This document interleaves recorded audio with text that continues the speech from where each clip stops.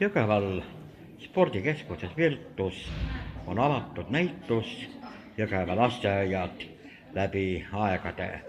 Põltsamaa lasteaia tõruke, direktor Helja Tamme. Mida teie lasteaed näitab siin? Meie oleme oma väljapaneku teinud nii, et oleme näidanud neid asju, mis on veidi teisiti kui teistel lasteaedadel.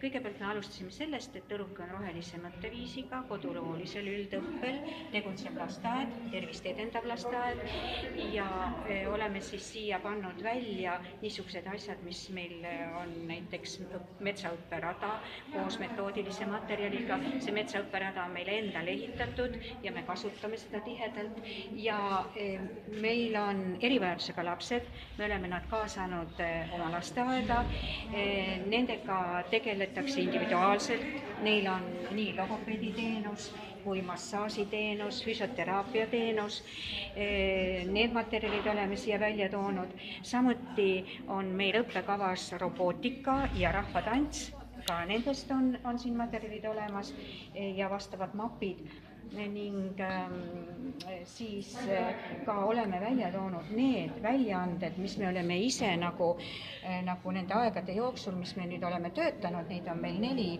metoodilist materjali raamatutena välja antud, siis meie õpetajad on need koostanud. Et igatahes meeldiv näitus ja kuidas on teiste lasteaedade töödest muljed? Väga hea mulje, sest kõik on tutvustanud just seda, mis nende lasteaias on oluline ja mida nad läbi aegade siis teinud on. Ja kogu näitus on just tegelikult pühendatud Eesti Vabariigi sünnipäevale, et see on algatatud siis Eesti Lasteaednike Liidu poolt. Aitäh teile! Palun!